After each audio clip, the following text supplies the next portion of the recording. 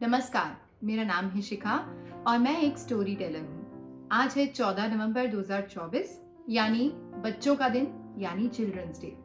और children's day के जो दाता थे उनको बच्चे बहुत पसंद थे। आज जवाहरलाल नेहरू जी का जन्मदिन है और साथ ही साथ बच्चों का भी खास दिन है, क्योंकि वो बच्चों से बहुत प्यार करते थे। इसीलिए उन्होंने इस मौके पर इस दिन को खास तौर पर चिल्ड्रंस डे यानी बच्चों का दिन मनाने का ही सोचा। तो आज मैंने भी सोचा क्यों ना चिल्ड्रंस डे के मौके पर बड़ों और बच्चों दोनों के लिए एक ऐसी स्टोरी लाई जाए जिससे एक बहुत ही अच्छा मैसेज हम सबको रिसीव हो कि अपने बच्चों के साथ साथ दूसरे के बच्चों को भी उतना ही रिस्पेक्टफुली, उतना ही प्यार की नजरों से हम सब देखें। तो आइए स्टोरी शुरू करते हैं। कहानी शुरू होती है एक ऐसे इंसान से जो एक बार एक ट्रेन जर्नी पर होता है और उस दौरान उसे उसकी बेटी की कॉल आती है। और जब वो उठाता है तो उसकी बेटी उससे कहती है कि पापा, मैं चिल्ड्रंस डे जो फंक्शन आने वाला है मेरे स्कूल में, उस मौके पर मैं क्या पहनूं। तो उसे पापा कहते हैं कि बेटा, जो मैंने तुम्हें एक फ्रॉक लेके दी थी पिछले महीने, न्यू वाली, वही पहनो। तो उसने बोला ठीक है पापा, मैं वेट करूंगी, आप ही आओगे ना फंक्शन में। तो उसके पापा ने कहा बेटा, मुझे 2 दिन लगेंगे, लेकिन मैं कोशिश करूंगा कि तुम्हारे फंक्शन में मैं जरूर आ पाऊँ। तो उसने अपने पापा से ये कह के फोन रख दिया कि पापा, मैं वेट करूंगी आपका। और फिर अपने सफर की ओर वो आदमी चलता रहा और गहन ख्यालों में खो गया। तभी अचानक से उसी रेल कोच में उसे थोड़ी नॉइसेस आती हैं, लाउड वॉइस आती है कि कहीं पे कोई झगड़ा हो रहा है। अपने ख्यालों से निकलता हुआ वो शख्स आगे जाकर उस लाउड नॉइसेस वाली दिशा में जाता है और देखता है कि एक 13-14 साल के बच्चे को, जो मेनली वहां पर बूट पॉलिश का काम कर रहा था, उसे कुछ लोग पकड़कर पीट रहे होते हैं और काफी ज्यादा पीट रहे होते हैं। भीड़ में से ही कुछ लोग मारते मारते उसे चोर चोर, पकड़ो पकड़ो, मारो मारो के नाम से काफी ज्यादा संबोधित कर रहे थे और उसे लगातार मारते जा रहे थे। वो बच्चा बेचारा रोते रोते, आंखें भरी हुई उसकी, रोते रोते वो सिर्फ यही कह रहा था कि मैंने कुछ नहीं चुराया, मैंने कुछ नहीं चुराया, प्लीज मुझे छोड़ दो। लेकिन भीड़ में से किसी का भी दिल एक बार भी नहीं पसीजा कि बच्चे के कहने पर एक बार रुक कर सुन लिया जाए कि वो क्या कह रहा है। अब उस शख्स ने ही ये सोचा कि भीड़ को छटाकर एक बार बच्चे से बात की जाए कि आखिर माजरा क्या है। तो उसने सारी भीड़ को बोला कि रुको 1 मिनट और पीछे हो जाओ, मैं पहले बच्चे से बात करूं कि क्यों तुम उसे मार रहे हो और ऐसा क्या हुआ है, क्यों उस पे चोरी का इल्जाम लगा है। तो उसने सबको चटाया और बच्चे से बात करनी शुरू की। वहीं सामने सीट पर जिन्होंने ये इल्जाम बच्चे पर लगाया था, वो एल्डरली कपल भी बैठा था।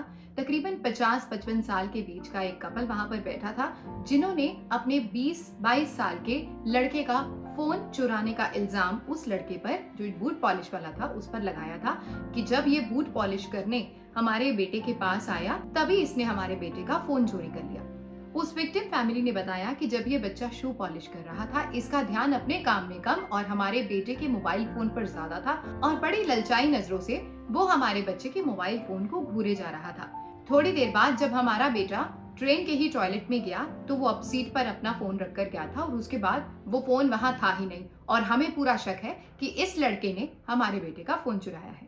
अब उस औरत ने बड़े गुस्से से उस लड़के को पकड़कर पूछा कि बता, फोन कहाँ रखा है, इतना महंगा फोन तूने कहाँ छुपाया है। बच्चा बेचारा डरा सहमा सा सिर्फ इतना ही बोला कि मुझे नहीं पता, मेरा ध्यान सिर्फ शू पॉलिश में था, मुझे नहीं पता कि आपका फोन किधर गया। उस बच्चे की बात कोई भी सुनने को तैयार नहीं था और एक भीड़ की शक्ल में हर कोई अपना गुस्सा उस बच्चे पर निकालना चाहता था। जिस किसी का बस चल रहा था वो बस अपना हाथ उस बच्चे पर साफ करना चाहता था, अपना एंगर उस बच्चे पर उतारना चाहता था। इतनी देर में ही उस बुजुर्ग कपल ने सोचा कि हम इसकी कंप्लेंट पुलिस में करें। तो उन्होंने रेलवे पुलिस को इस बाबत बुलाया और आने वाले स्टेशन पर ही उस बच्चे को वहां पर उतार कर उसके खिलाफ कार्यवाही की मांग की गई। रेलवे पुलिस ने भी इस बाबत उस बच्चे को अपनी कस्टडी में लेकर उसे लॉकअप में रखने का प्लान कर लिया। इस पूरी घटना को बहुत अच्छे से मॉनिटर करता हुआ उस आदमी के दिल में आया कि एक बार चलकर पूरा मामला समझना चाहिए, बच्चे की बात सुननी चाहिए कि क्यों आखिरकार ये पूरी बात हुई है और बच्चा क्या कह रहा है। तो वो भी उसी स्टेशन पर उतरा और पीछे पीछे गया जहां पर उस बच्चे को लेके जा रहे थे। वो आदमी पुलिस से मिला और सारी फॉर्मेलिटीज पूरी करने के बाद उस लड़के की बेल करवाकर उसे अपने साथ ले आया। बूट पॉलिश वाला लड़का सच में बहुत थैंकफुल था उस आदमी के और उसने सिर्फ ये कहा कि सर थैंक यू, आपने मेरी इतनी मदद की, मैं आपका ये उपकार जीवन भर नहीं उतार पाऊंगा। जब किसी ने मुझ पर भरोसा नहीं किया, सिर्फ आप ही थे जिन्होंने कम से कम मेरी बात सुनने का निर्णय तो लिया। लड़के ने कहा कि सर, मैं इनोसेंट हूँ, बेगुनाह हूँ, मेरा इस मामले में कोई लेना देना नहीं। तो उस आदमी ने कहा कि मुझे नहीं पता कि तुम बेगुनाह हो या नहीं, तुमने चोरी की है या नहीं, लेकिन मुझे लगा कि तुम्हारी एज बहुत छोटी है और तुम्हें एक मौका अपनी गलती सुधारने का जरूर मिलना चाहिए। इसीलिए अब तुम्हारे ऊपर है, तुम इसे कैसे प्रूव करोगे। उस लड़के ने सिर्फ इतना ही कहा कि सर, आप प्लीज मेरे साथ मेरे घर चलिए, मैं आपको अपने घर ले जाकर ही ये प्रूव कर दूंगा कि मैंने चोरी नहीं की और मैं निर्दोष हूँ। लड़का उस आदमी को अपने घर ले गया जो कि नियर बाय ही एक विलेज में था, और वहां जाकर उस आदमी ने देखा कि उसका घर काफी पुरानी अवस्था में था और जैसे पहले के मकान होते थे, मड और क्ले से बने हुए, उस तरह का ही मकान बना हुआ था। लड़का अपने घर में जब दाखिल हुआ तो सिर्फ उसकी माँ ही उसके घर में मौजूद थी और दोनों के कपड़े ही काफी फटे हुए थे। लड़के ने आदमी को बताया कि सर, मेरे पास अपनी इनोसेंस प्रूव करने का और कोई तरीका नहीं है, बस मैं आपको ये घर दिखा सकता हूँ कि मेरे पास सिर्फ ये एक छत है और साथ ही साथ मेरे पिता की सिखाई हुई सेल्फ रिस्पेक्ट का लेसन। मेरे पिता इस दुनिया में नहीं है, लेकिन अपने मरने से पहले उन्होंने मुझे एक लेसन सिखाया था कि जिंदगी में कभी भी अपने स्वाभिमान से समझौता मत करना, मेहनत करके खाना, ताकि तुम्हें किसी के आगे हाथ फैलाने की जरूरत ना पड़े। और यही मैं कर रहा था। मैं सिर्फ बूट पॉलिश करके पैसे कमाना चाहता हूँ। मेरी कोई इंटेंशन नहीं थी कि मैं किसी का मोबाइल फोन चोरी करूँ। उस आदमी को लगा कि लड़का अपनी उम्र से काफी ज्यादा मैच्योर है अपनी जिम्मेदारियों के कारण, इसीलिए उसे लगा कि वो सच बोल रहा है और उसने उस पर विश्वास कर लिया। आदमी ने देखा कि लड़के की घर की हालत काफी बुरी थी। उनके घर में अन्न का एक दाना भी नहीं था और लड़के की माँ सिर्फ लड़के की आमदन पे डिपेंडेंट थी कि कब वो कुछ पैसे लेकर घर आएगा और घर में अन्न का एक दाना आएगा या चावल आएंगे जिससे वो आज रात का चूल्हा जलाएंगे। उस आदमी को सच में बहुत बुरा लगा। उसने उसी टाइम उन लोगों के लिए 10 किलो चावल, 10 किलो दाल और कुछ और सब्जियां खरीद कर उसे दी। और तब उसे लगा कि असली में चिल्ड्रंस डे उसने किसी की लाइफ अच्छी करके मनाया है, किसी बच्चे की लाइफ संवार के बनाया है। अब वो आदमी उस लड़के के घर से निकलकर वापस से अपनी ट्रेन की तरफ बढ़ा और क्योंकि वो अपनी ऑफिशियल जर्नी पर था तो वापस से वो उस ट्रेन में सवार हो गया और उसी डब्बे में फिर से उसे वही एल्डरली कपल, वही बुजुर्ग जोड़ा मिला जिन्होंने उस लड़के पर, जो मेहनत करके कमाना चाहता था, पर फोन चोरी करने का इल्जाम लगाया था और उसे पुलिस के हवाले किया था। उस आदमी ने सोचा कि क्यों ना मैं इनसे बात करूं कि आखिर उन्हें ऐसा क्यों लगा कि उस लड़के ने ही इनका फोन चुराया है। तो वो आदमी उस एल्डरली कपल के सामने बैठा और उनसे पूछा कि आपको आपका फोन मिल गया। तो अचानक से वो बुजुर्ग जोड़ा अजीब सी हंसी हंसने लगा। तो उस आदमी को कुछ अजीब सा लगा तो उसने पूछा कि आप हंस क्यों रहे हैं। तो उस कपल ने कहा कि एक्चुअली हमारे लड़के की एक गर्लफ्रेंड है जो अभी अभी बनी है और जब हम रास्ते में थे, जब हमारा बेटा वॉशरूम गया था तो वो लड़की उससे मिली थी और वो फोन हमारे बेटे ने उसकी गर्लफ्रेंड को दे दिया। उस आदमी ने उस बुजुर्ग जोड़े से पूछा तो आपने उस छोटे बच्चे पर ये सारा ब्लेम क्यों लगाया। तो उस बुजुर्ग जोड़े ने कहा कि एक्चुअली हमें पता नहीं था उस टाइम इस सिचुएशन का। बाद में हमें हमारे बेटे और उसके फ्रेंड्स ने ये पूरी बात बताई तो हमें पता चला कि ये फोन तो उसकी गर्लफ्रेंड ले गई है।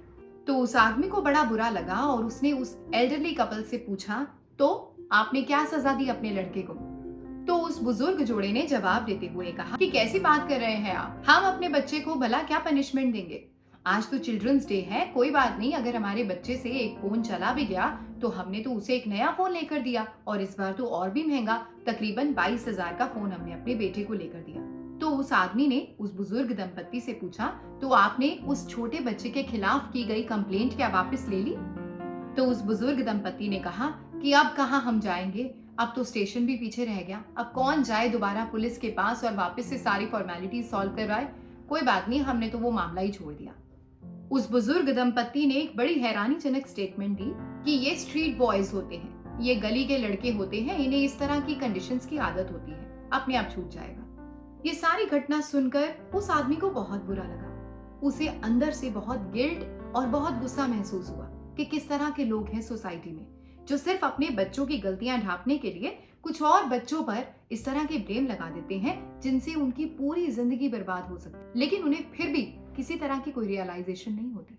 वो आदमी वहां से उठा और अपनी सीट पर जाकर बैठ गया और बाहर खिड़की से देखने लगा तो वापस से उसे वो लड़का संजय दिखा जो बूट पॉलिश करके अपने और अपनी माँ का ख्याल रखता था, उनका पेट पाल रहा था। उसने देखा कि उसकी आंखों में अभी भी उतने ही सपने थे और फिर से वो बूट पॉलिश कर कर अपना पेट पालने की कोशिश कर रहा था। तभी उस आदमी को फिर से एक मैसेज रिसीव हुआ जिसपे लिखा था हैप्पी चिल्ड्रंस डे। तो फिलहाल ये थी एक छोटी सी कहानी चिल्ड्रंस डे के मौके पर। कोशिश कीजिए कि अगर आप किसी का अच्छा नहीं कर सकते तो किसी का बुरा भी हम नहीं करें। चिल्ड्रंस डे का मतलब सिर्फ अपने बच्चों का भला करना या उनका भला सोचना ही नहीं होता, सबके बच्चों का भला बुरा सोचना होता है। और अगर हमसे जाने अनजाने में कभी कोई गलती हो जाए किसी और के बच्चे को लेकर तो जरूर है उसे सुधार लीजिए, क्योंकि आपका एक कदम किसी की जिंदगी बना सकता है या बिगाड़ सकता है। उम्मीद है आपको ये कहानी अच्छी लगी होगी। अच्छी लगी तो प्लीज इसे लाइक कीजिए, शेयर कीजिए अपने सगे संबंधियों में, सब्सक्राइब का बटन जरूर दबाइए और कमेंट बॉक्स आपके लिए खुला है। Thank you so much for watching और आप सबको हैप्पी चिल्ड्रंस डे।